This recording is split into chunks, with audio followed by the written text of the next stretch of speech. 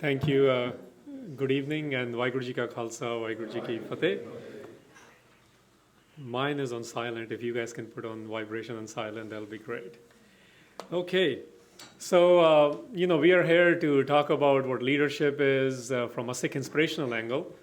And generally, when people ask me about leadership, I said, the first element of leadership is leaders should look back and see if anyone's following. Generally, a lot of people claim to be a leader and they don't really have very many adherents. But I'm going to start out with a quote from Professor Harinder Singh, who originally wrote, actually in London, he was published 100 years ago, 50 years before he was ever published in India. And this is what he talks about from a Sikh inspirational angle. You can read the quotes, and I'm not going to read everything which is on the slide. I'll talk about the ideas which are on the slides. Essentially, what Professor Harinder Singh is saying is that everything which is in the Sikh culture, the idea is whatever you understand at the intellectual level, you have to create a political will to bring it at the physical level. So the point is, it's not enough to say you understand something. It's not enough to say that you are connected to the divine. Everything within the Sikh tradition, so which will include doctrine, history, and its relevance in contemporary societies. And what's highlighted there is that inward elevation is all, but both the intellect and will must be the agencies to continue that state of elevation from the spiritual to physical. So essentially, unless we make something application-oriented, unless we make something which changes the realities we live in, it's really not development. It's really not even spiritual development, one would contend from a Sikh tradition. It might be that you have a better intellectual understanding. It might be that you have a particular spiritual discipline down, a particular spiritual ideas down, but that does not mean that you actually are spiritual from a Sikh perspective. I know spirituality these days is a fad, so we're not going to get into that who's spiritual and who's not. Everyone's spiritual these days. That's why I jokingly say people are only spiritual these days because there's no accountability in spirituality. You can do anything and say, I'm being spiritual. So the idea in this slide is the spirituality comes out alive in what you do in physical life, in the external life, how you change the realities. So today's agenda is essentially, we are in the marketplace of ideas. We'll talk about, there are different models available to us in the leadership traditions, and we'll talk about what is the Sikh model based on Sikh culture. And we'll essentially do interpretations of that, which I'm calling it's a servant leader model. What are its key ingredients? What kind of servitude attitude is required in order to be to follow this kind of leadership? And this leadership obviously is not, these qualities or modeling is not exclusive to Sikhs only. This is for the world. And we'll get into, in 2012, how is this applicable and what kind of leadership opportunities exist in order to change the realities we live in. So why do we need to have leadership? Why does leadership matter? I think almost all of you probably have heard of Maxwell. He is a guru on leadership, not guru in the Sikh tradition, but in the expert tradition. And this is what he has to say about leadership. He essentially is saying, in fact, why don't all of you read this? It's only 4 lines. He's essentially saying your leadership is like a lid or a ceiling on your organization, your church or business. And I like that. That's why I picked this quote. Because sometimes we feel, those of us in the religious arena or in the non-profit arena, that somehow the qualifications are different. Not really. The only difference between non-profit and for-profit is what you do with the profit. Everything else is same. You got to have same levels of transparencies and accountabilities, and I'll get into that. So he says your church or business will not rise beyond the level your leadership allows. That's why when a corporation or team needs to be fixed, they fire the leader. So if in governments you see this, in your PwC corporation, I'm sure you'll see this here, whether it's a consulting world, religious world. You've seen this, what happened here 6 months ago, when the religious leadership at St. Paul did not know how to deal with the economic rights.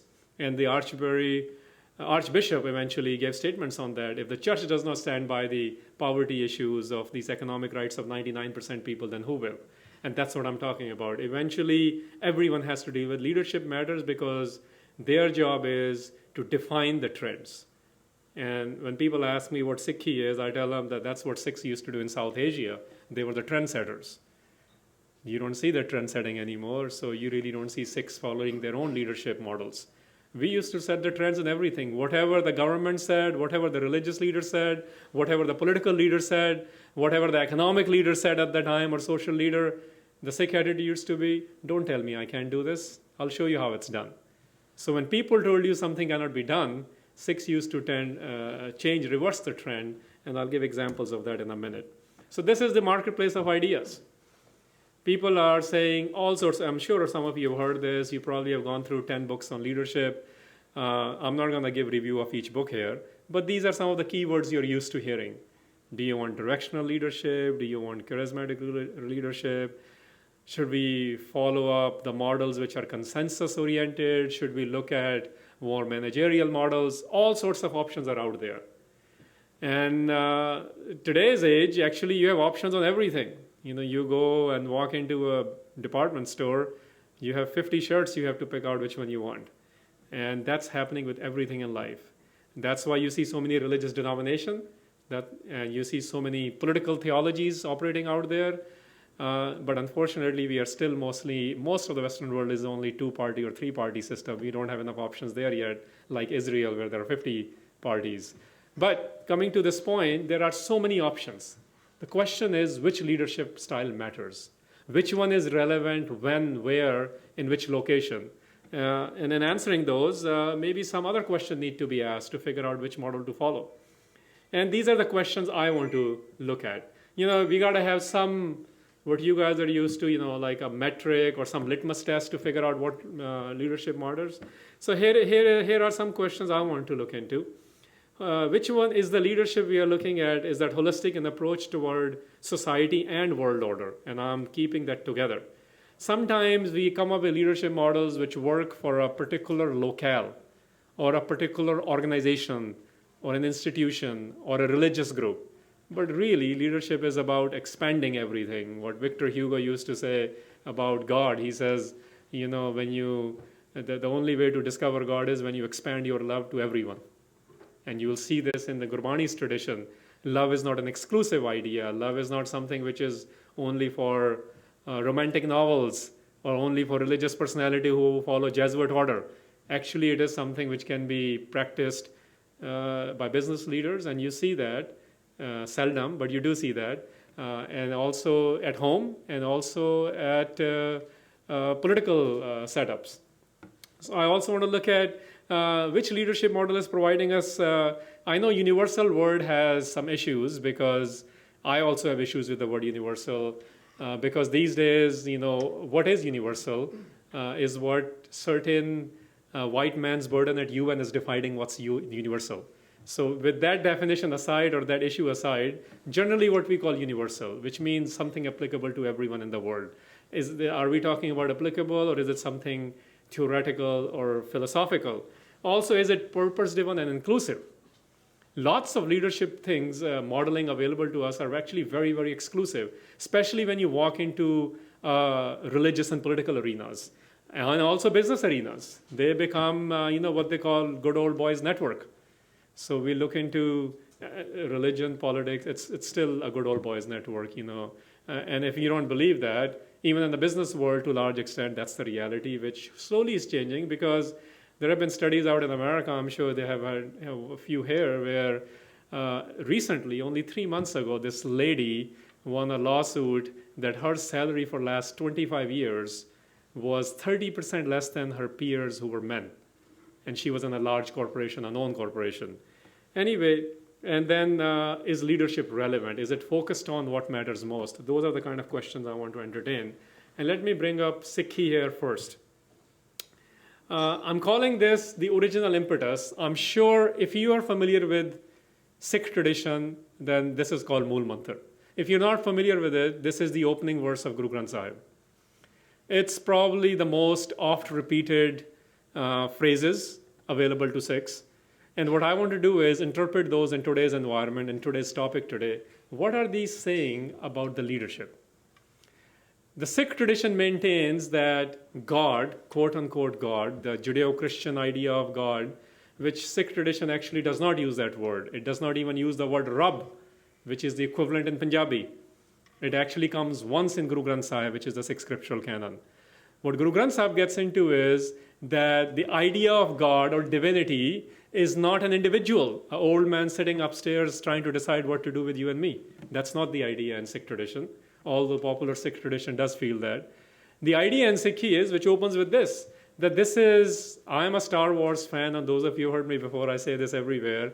Idea in Sikhi is it's like a force. It's a quality, it's an attribute.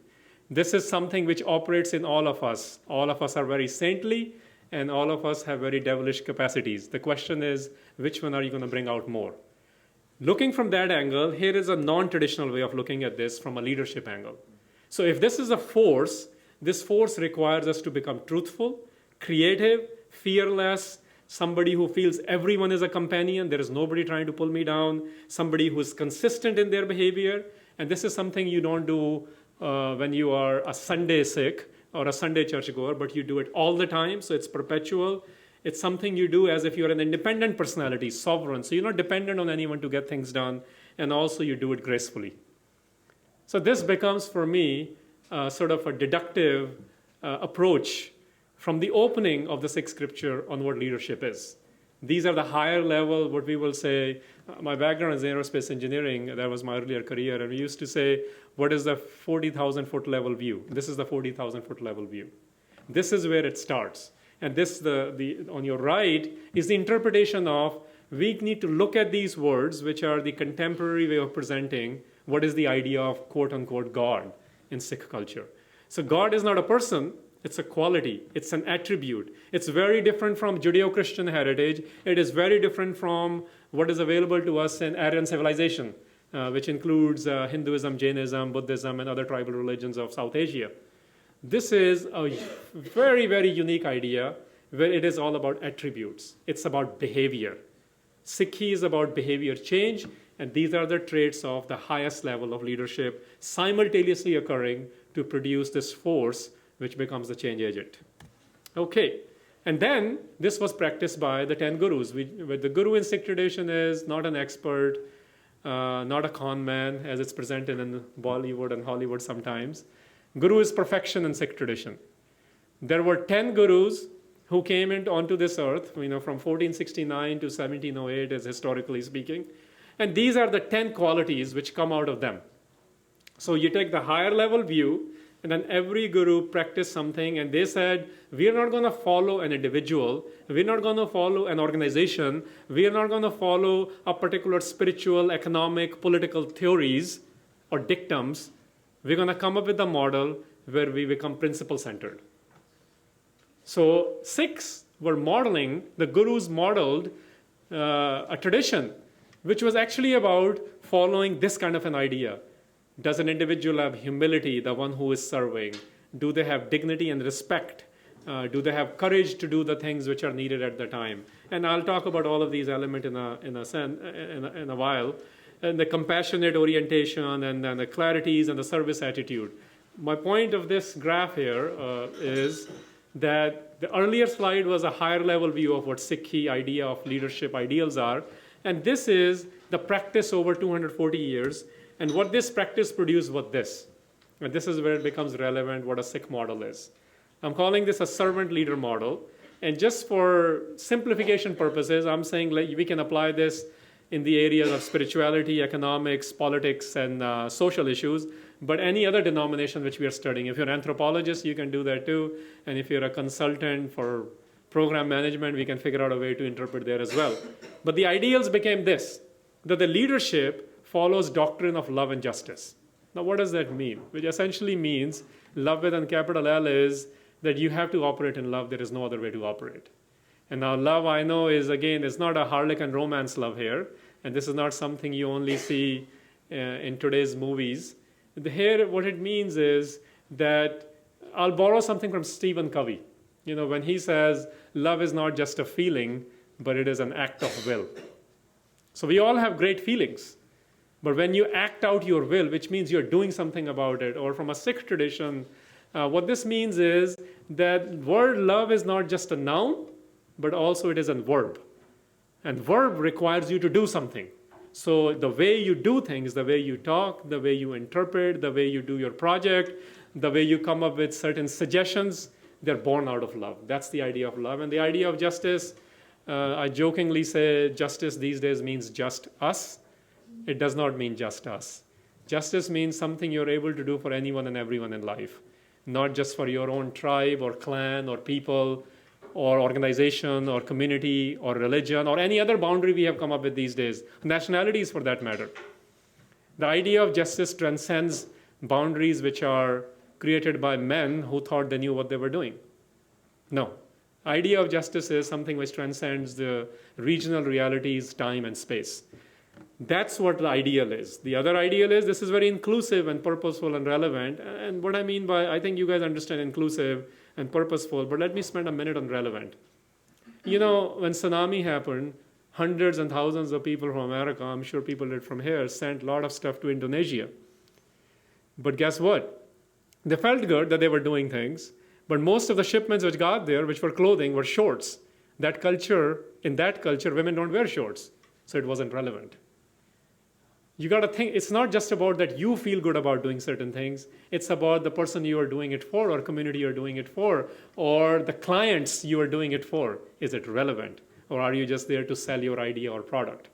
The third part is principled, pluralistic, and exemplary. I'll focus more on pluralistic.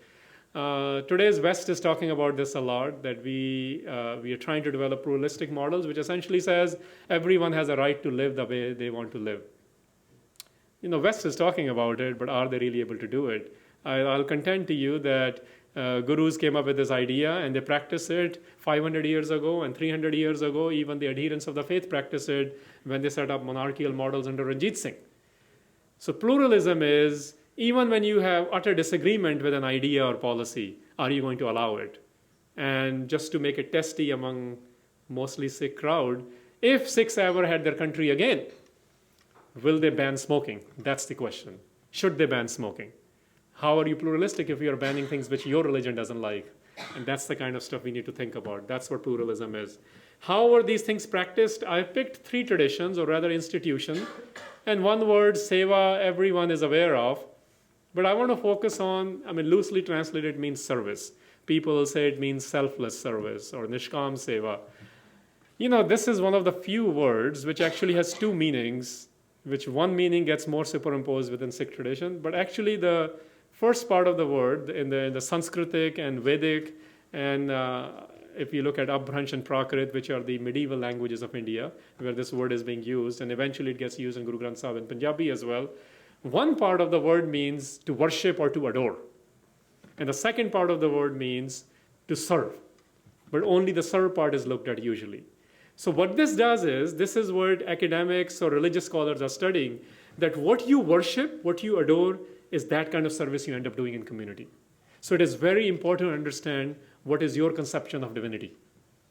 If you feel, quote unquote, God is like this, that's the kind of service you'll do. If you feel God actually is wrathful, your service will display anger. Or if the way you are serving community, if it's out of anger, which means you don't know what kind of God you're serving. The kind of God you're serving is the one who's angry all the time. So the purpose of mentioning this seva word here is, seva is not about something what you do voluntarily only. It's not about what you end up doing in Gurdwara, for example, from a Sikh tradition. Gurdwara is just a training ground. Even Sikh Rayat Maryada, the code of conduct of Sikh, says that what you do in Gurdwara is training for what you do in life. So seva is more of an attitude. It has nothing to do with whether you're being paid for it or not. It has everything to do with what is your conception or your roadmap, what do you follow, what ideology do you follow, and how you end up practicing. Second thing I want to talk about is idea of sangat. It actually comes from, I'm more of a, in addition to Sanskrit tradition, I follow a lot of Pali traditions as well, because that was the first people's language of India, whereas Sanskrit was very exclusive and quote-unquote language of the gods. In Pali, the word sangat is a combination of 2 words. And I want to just get into the etymology to explain how this is supposed to come out in leadership. Sang and gati. Sang is communion, where you get together to either discuss something or learn something. And gati literally means movement. So the etymology of the word is coming together to move. So basically, there needs to be an agenda and action item for each meeting. That's what this means. It's not good enough to say we learned something. It's not good enough to say I felt good. Sangati literally, and Buddhists really, if you see in central India and northern India, today's central and northern India and eastern Pakistan, you'll see this idea that that's why they created literally the Sanghas, they called them.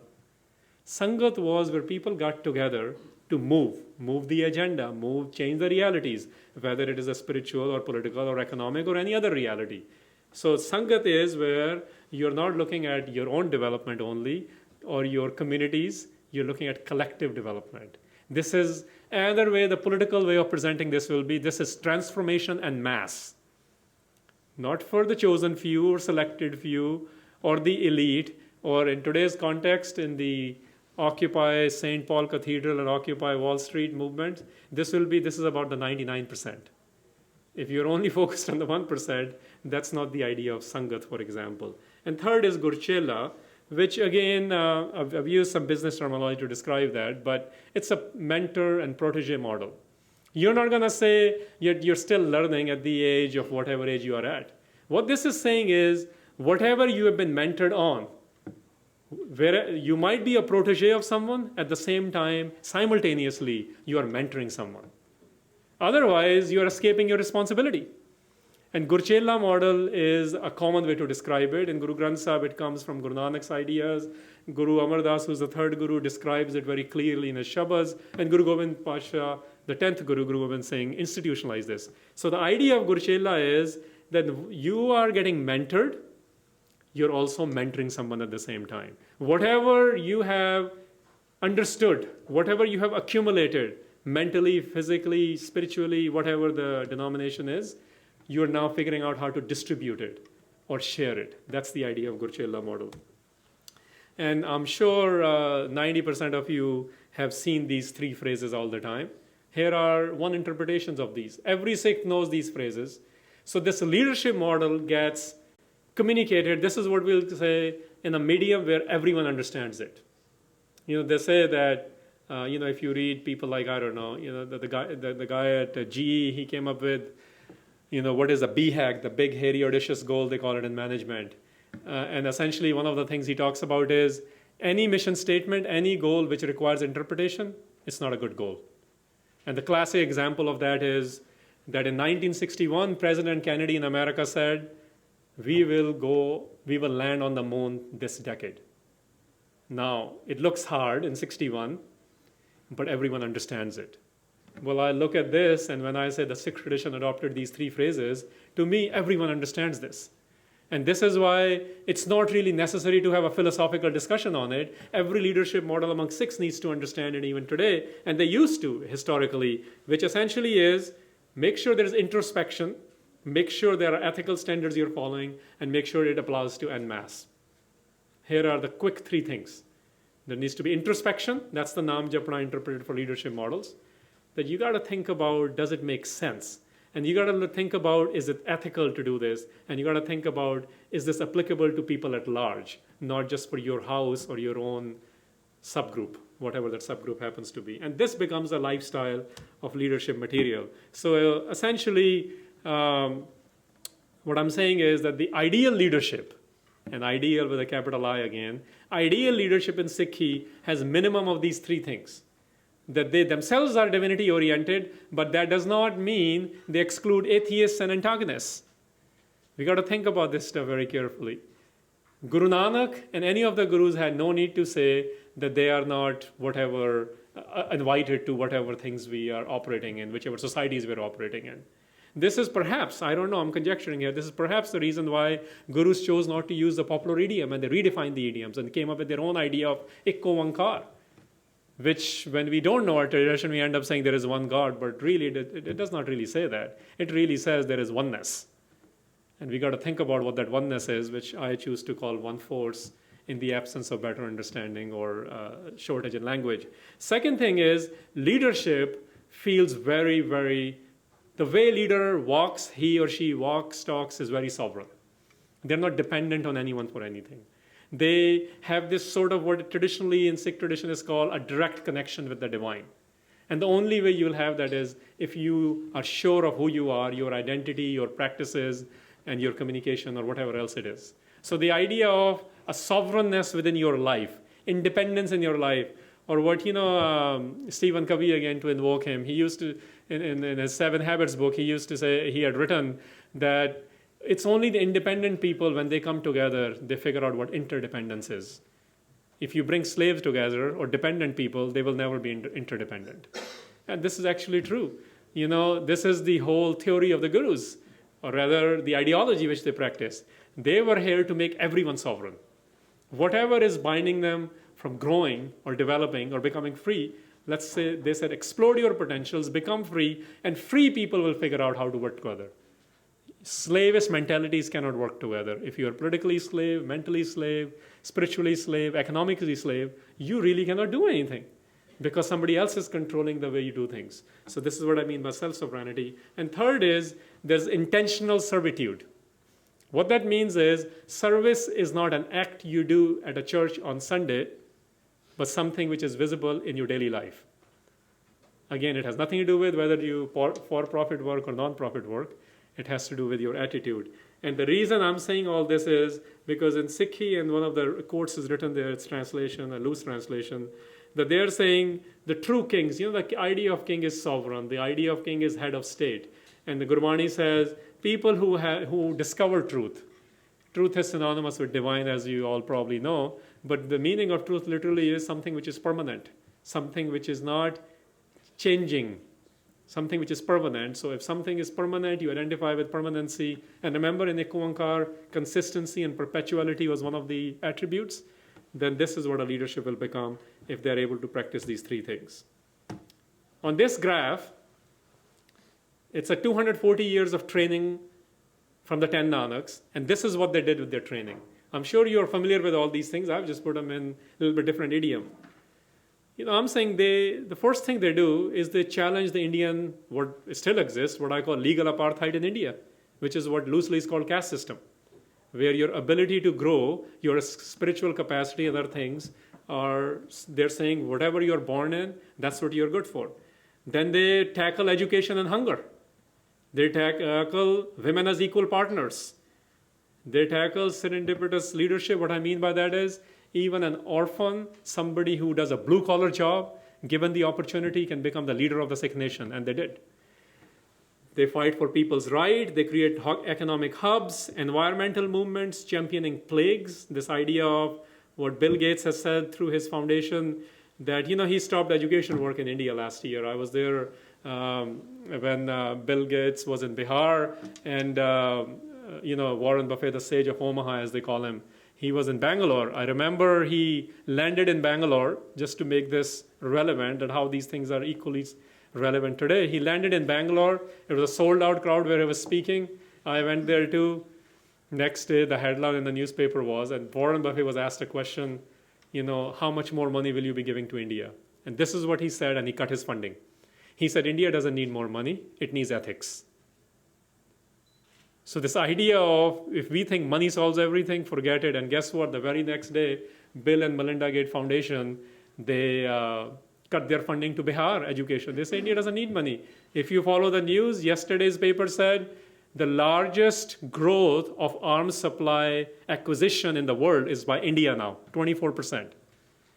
So what it's saying is money is not the answer. Coming back here, whether it's an environmental movement, whether it's taking care of plagues, and these are the issues, right? Carbon emissions today, the terminology changes. The polio, which they thought had eradicated in India, now 60 cases just showed up last week. These are the issues gurus were tackling. Freedom of conscience, who, we guys have Sir Thomas More here 400 years ago. Similar ideas are occurring, parallel ideas, and a better, more inclusive ideas are being presented by Guru Tegh Bahadur Sahib, where he's saying, it's not, I don't believe in the way Hindus were living at that time. They happen to be the case study. And it's not, I'm not dying for them. He says, I'm dying for everyone's right to live the way they want to live. That's a very, very powerful idea. This is what we call now, when amnesty is saying there are prisoners of conscience, that's what they're talking about. And gurus dealt with that, and eventually they come with a representative model much before American Revolution happened and before they took down the Bastille. England comes much later, so I'm just saying those were the precursor to the representative democracies. Before Rousseau ever wrote about it, it was already practiced. This was the training for 240 years. If you look at the issues, I mentioned even in US Army infantry today, they still not have allowed women as equal partners. But it happened 400 years ago for us. It's a height of folly that certain Sikhs, not knowing what their leadership models are questioning that again, whether women have certain capacities or capabilities.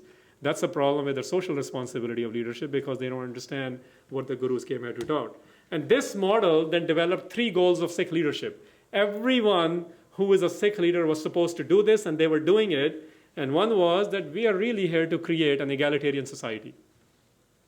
This is what, whether you like his politics or not, your former prime minister is trying to do. He was in Sudan yesterday. It was an article today in the Guardian that he failed to convince one of the African leaders that why homosexual rights should be allowed, and she's a Nobel laureate.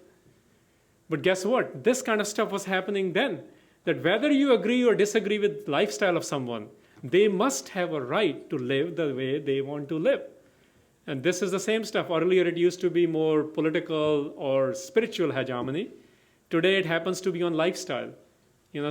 Somebody doesn't like the way you look. Somebody doesn't like the way who you sleep with in your room. It's the same idea. But the external manifestation of those things change. And the gurus were here. We need to set up a system which is going to allow people to, as long as they don't violate other people's right, everyone should have a right to live the way they want to live. Basically, what means what we call today, and these are the Mr. and Mrs. Google's answers under the asterisk. When egalitarian you put in today, that's what they say. Where basically you allow equality for all people, especially in political, economic, and social life. Second thing is, it was about fighting corruption. You know what is happening worldwide in terms of corruption, and gurus took this head on. Every Sikh who followed the guru's model till this day takes it head on. We might not like it certain time, especially if it's political, but that's built into the leadership model that we are here to fight, especially spiritual and political corruption. Because, and some people say, this is not really how it is, but it really is how it is. Even today, the most powerful position in the world, some will contest, but at least in America, is its president. Billy Graham used to have a conversation with every American president, and now his son is doing that to influence how America acts. There are Sikhs have their own. Look at our spiritual and political leaders in contemporary society, from your own local Gurdwara all the way to Akal Takht in Punjab. It's full of corruption. The last election, the going rate of vote was 10,000 rupees per vote. Literally, that's what they did. And the third is capturing political power for plebeian mission. Plebeian implies, you guys are in the Europe, so I don't need to explain it, but Americans like, what the hell is this? It's where it's for commoners, where you fight for political power is captured, which means it is not for your own dynasty or your own people. It's not the part of expansionism which has entered Punjabi psyche now. It really was, you end up in policy-making positions, you end up in head of state positions, you end up fighting with the spiritual and political leaders to make sure that common individuals' rights are protected. That's why Sikhs used to capture political power. And I contest that we need to go back to this level of leadership again. Now here is something directly from Guru Granth Sahib, like who really becomes an expert at these things? How does really go about, the questions which begin and how are usually the tough ones. So how do you become this kind of a leader? Here is something which at the time when Guru Nanak Sahib is writing about this, he's talking about yogis, Brahmins, and Qazis. Qazi's role is the interpreter of law. Brahman's role is interpretation of religious scriptures. And yogi's role was, let me tell you how you sit and do certain things. And the way Guru Nanak Sahib tackles it, he says, here are his answers. He says, how do you become a great leader? This servant leader model. Bring clarity into your life. Don't become a busybody. Be clear about what you need to do. Do it gracefully. Have certain self-realization. Don't just be a reactionary force. Become proactive. Have a courage to do it, and it needs to be very reflection-oriented. Figure out not just, today they're saying in education we are essentially developing people in, the people who go through A-levels and O-levels, or in America we call them high school and college, or universities. Most people don't know how to think these days. They're just becoming application-oriented, how to use certain software. And here what's coming is you need to have a realization and reflection and courage before you can figure out applications. So don't just say, I want to do something for community. Simply put, it means have you thought about it? What is your skill set? What gifts do you have? Everyone is gifted. And think about those gifts you have, skill sets you have before you become application oriented to become a benefactor for all. I am almost halfway through. If there are questions, I can start taking it. And otherwise, I'll keep going if you want to ask questions at the end. How do you prefer? Keep going or take questions? Keep going? Okay, I'll keep going. This is a leadership. Okay, there's one question. Yes? Have you ever considered comparing this with Sun Tzu's teachings, particularly in The Art of War, where he also talks about doing service for others, focusing on your strengths? Yeah, I mean, at a personal level, I do it. To do a comparative study, as I mentioned earlier, will be 1 hour is not going to be enough, and that wasn't the topic. But yes, just since you asked, and let me reflect on it a bit. Interesting thing is, he calls it the art of war, right? And his basic thesis is that you win half the battle when you know yourself, and you win the other half when you know the enemy. The difference, if I may say, it's a great strategy, and I know a lot of corporate houses, and US State Department is actually teaching that these days. A reflection or a critique from a Sikh angle would be, there is no other from a Sikh angle. So it's not really knowing the enemy, we would say knowing your surrounding. So I know sometimes people say that this is only a syntactic thing or semantic thing, but I think I'm seeing at least 8 or 9 people here who say they are lawyers. Any lawyer will tell you it's the semantics which wins the case. So semantics do matter. So it's not just about semantic, it's how you present certain ideas, because it becomes part of your psyche, and this is how people operate in those arenas. Does that help a bit? Okay. Anyone else? Okay.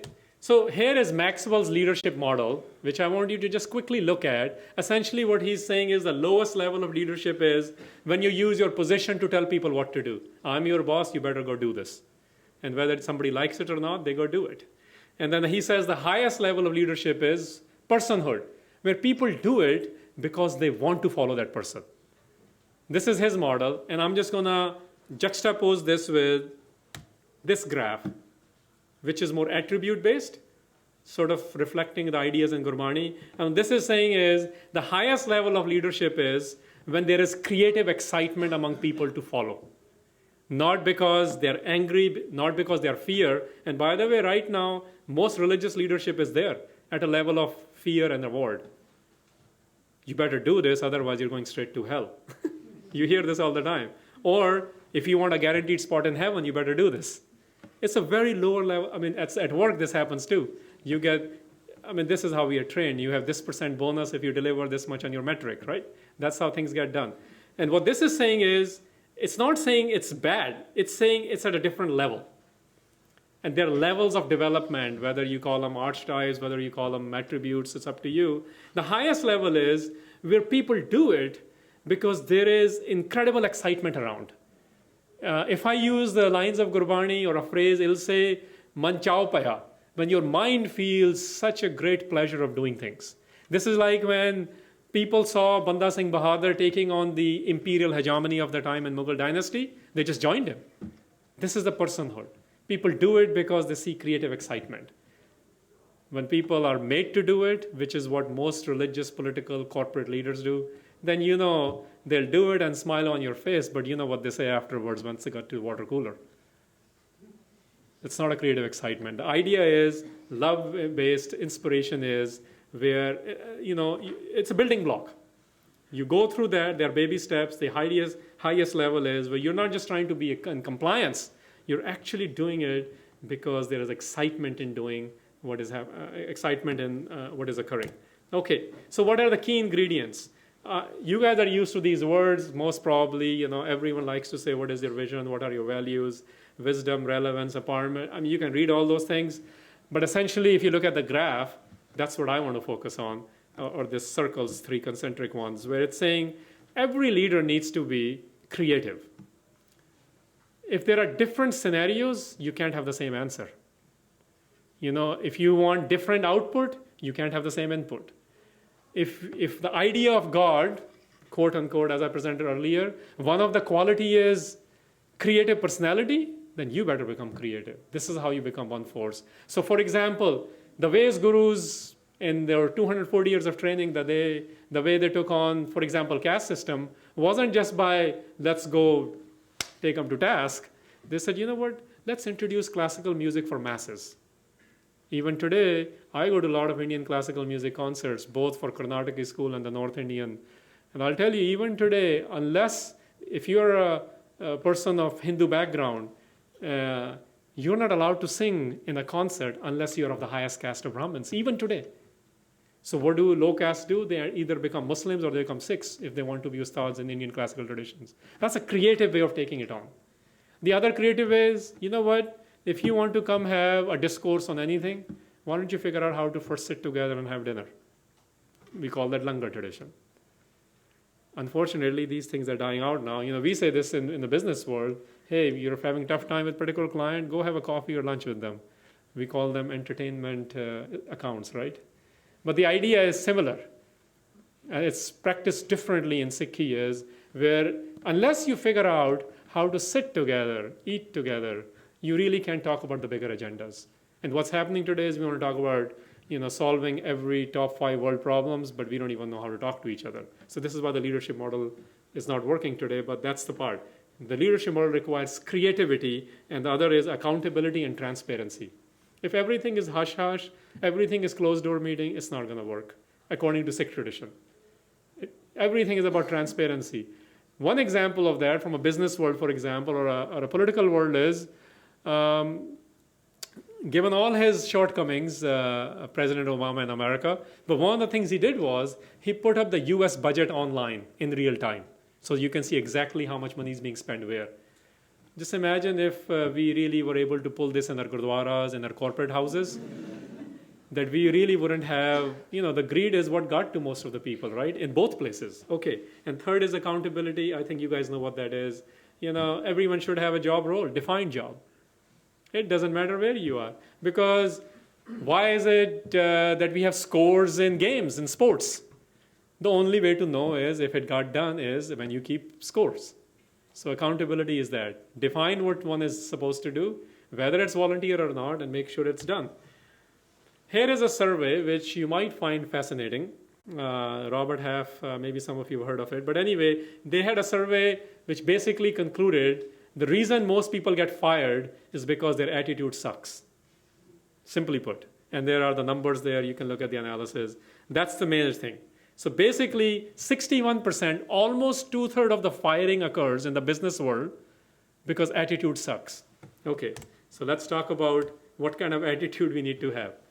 Well, from a Sikh leadership model, it needs to be very participation-oriented. Encouragement is the name of the game. Everyone needs to be encouraged. Remember the history?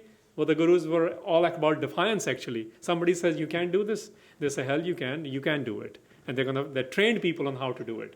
Whether it is to pick up arms included to fight imperial forces, or to do classical music, or to start their education centers, or to create water access rights. I mean, this is a huge phenomenon in the world today. This is why every religious center of the Sikhs traditionally had a well and a sarovar. It wasn't just about taking a bath and there to get to some guaranteed spot in heaven. It was actually about water access rights. People were not allowed to fetch water. They didn't have water. So that's another way to think about it. So collectivity and community and institution building. Every guru for 240 years established institutions. And this is something a great leader does. It's not about building himself or herself. It's about, FDR used to say this actually in America, where he said a great leader is known by not how many years he or she rules, but how many good leaders they have developed. Now look at the ideas of the gurus and Sikhi, and this is why in the collective psyche of the Sikhs, even when they stand up and do ardas or their supplication prayer, it's all about collective development. The names actually disappear after the gurus. Only the behavior of those is mentioned, those who work toward collective development. So institution building is huge, and then we discourage personality-driven agendas. In the religious world, it's called cults. Eventually, that's what they become. In the business world, we call them what? Actually, you'll see this. If somebody develops their own silo, they don't like anyone to walk into their offices, and when they move, they take their whole team with them. That's the idea. And they really Sikh leadership in that sense needs to really discourage hatred and jealousy and reactiveness to everything. I mean, you can't be just putting out the fire. If you're just putting out fires every time, you're not building anything. That's the idea here. He basically said, we don't have any more representatives left. Everyone has become, it's his quote, quote unquote, he says in academia now we have call girls. You pay them to write whatever you want them to write. This is Edward Said, the par excellence professor of literature at Columbia University. A Palestinian Christian who wrote about peace, classical music, and literature. And this is what we see everywhere in the world. Are you just doing this because you get paid for it? Or there is a bigger reason to do this? And that's the idea behind this third question.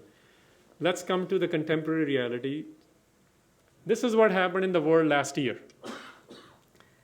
These are the places where there were mass movements. So there is a dissatisfaction. And they're not all political. I specifically mentioned the one in Tel Aviv was all about economics. Israel has never seen 500,000 people on its streets. It happened last year. Something is going on.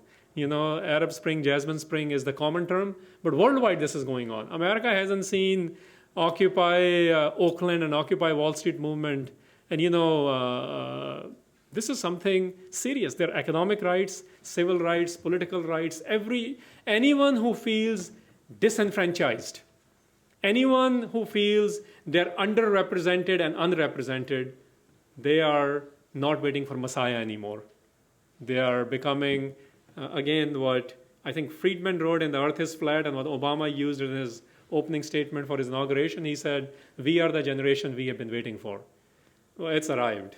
It's arrived on the world map in a very interesting fashions. Under dictatorships, under democracies, under religious leadership, under political leadership, under no leadership. It's very, very interesting what's going on.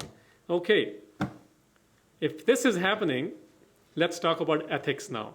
And I have two things here, and bear with me. This is intentionally I put here. Now, we have two things going on.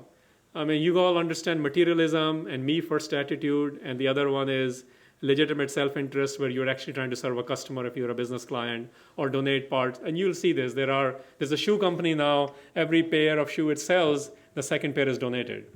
So their shoe is very expensive. That's what that means. The point is people are looking into those kind of models. I know companies where they say, there's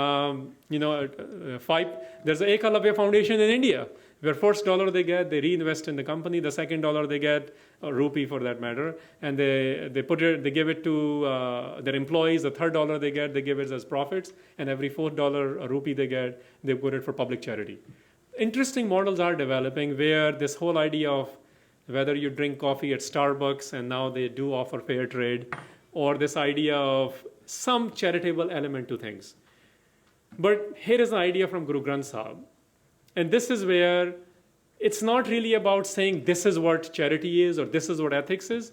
Guru Granth Sahib is actually asking, that the Sikh leadership is being asked, or any leadership is being asked, to not get into concretized or box mentality of what is ethical. Because we like to be told, is this ethical to do? Is this the right thing to do? And here's what Guru Granth Sahib is saying. He's saying, and he's using the contemporary examples which everyone understands. He says, Hindus don't eat beef and Muslims don't eat pork. What's equal to that is when you are eating something which is unethical. So it's left up to the onus is on the individual. You figure out what you're doing is ethical or not.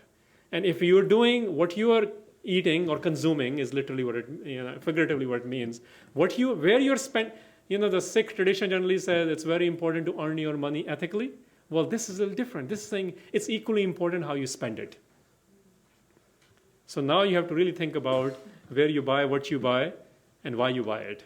So this is more of a leadership model as well, where we don't look for, tell me how it's done, tell me what to do, or tell me the law as the legalistic way or a Semitic tradition would say. In Sikh tradition, it says, well, no, I want you to think about it, because what is ethical for you might not be ethical for someone else. If you have enough, or if you are in a position to think about these things, then we are being told, leadership does this. Leadership is not about following the law, because law might be illegal too.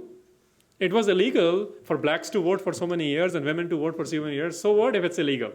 Issue is it ethical? Like most of the business world, some of them have been criminals. As you can see, there were two major South Asians who were convicted on Wall Street last year for embezzlement or insider trading. But most people will say, well, I'm not doing anything illegal. The bigger question which is being asked here is, but are you doing something ethical or not? Because legality, illegality is based on primarily men who are trying to see how to save their own bucks. That's what most parliaments do, right? US Congress does this all the time. They are allowed insider trading. It's legal. And they benefit from it because they sit on same subcommittees, which control financial regulations, for example. So question here is, what is ethical is more important rather than what's legal or illegal, because legality and illegality changes from time to time. So here is something about attitude. You can read this, and I think it's self-discriminatory. The phrase I will use is, which again, maybe it's aerospace tradition, but we had a saying in there, and which I'm going to incorporate in here, which essentially is, your attitude in life determines your altitude in life. So how you think about certain things, how you perceive them, decides how you're going to tackle them. And subtractive approach is where, you're just looking for providing benefits to disadvantage, placing emphasis on who is in possession, whereas additive, essentially one is expanding things where you're not looking at the minimum gains, but you're looking at the maximum gains with a minimal effort. That's another way to look at it. So now, coming down to relevance to you and me in next 5 minutes. So which type are you? You can decide for on your own. And I specifically like to talk about the third bullet. If you say this is how the world is, that's escapism, which means you're just looking for conformity and status quo. But if you like to ask, how do I change it? How do I align wisdom and business, for example? So essentially, how can I change this? Then that's really where you need to be. That's the leadership which gurus were proposing. Not that this is how it is. If you get married and you go to a certain house, especially women have to face this in the Punjabi, Sikh, South Asian societies. They always have to adjust to the man's life, right, or his household. And the mother-in-laws will generally tell them, this is how we cook. Well, this is saying, well, let's figure out a better or inclusive way of cooking, another way to look at it. Okay, where are the opportunities today? I've just tried to look at one thing perhaps we can focus on. Economically, the goal from a leadership angle of Sikh model is how do you get rid of disparity? It's not a communistic model where everyone is equal. It's not just capitalism model where they say no regulation, or the true capitalism where they say no regulation is needed. Well, look at the corporate greed everywhere. You do need regulation. This is saying equity matters. We need to figure out how to get rid of disparity. And this is a real issue. There is extreme poverty in the world. My wife was telling me, she's sitting here, that she read an article last week, last week, within this week, that, there are 7 billion people, 1.2 billion or 2 billion roughly, she was saying, are overweight in this world, and the rest of them don't have enough to eat. So it's not that, and the GDP of several countries, including South Asian like India, Bangladesh, and Pakistan, look at the percentage of money they spend on defense and versus tackling poverty. This is a serious issue. It's not that we don't have the resources or the monies, but the regressive policies are operating in the world. And leaderships in those areas need to look at how to tackle this. Politically, everything has become warmongering now. There's a whole movie made about your prime minister, former prime minister, how he also participated by following a Bush doctrine. But really, it needs to, the issue is there is a geopolitical domination going on. Who wants to control what areas? How many bases you need to have in which country to make sure your way, your lifestyle, or as they said, the leftist theories are the reason America went into Iraq was the first operation was named OIL, was the acronym, Operation Iraqi Liberation. So the real reason was oil. Was it really? So the question is, politically, it's really become about domination. Nobody's interested. Like, what does it take to go interfere on a moral authority to change these realities? Countries don't declare genocides.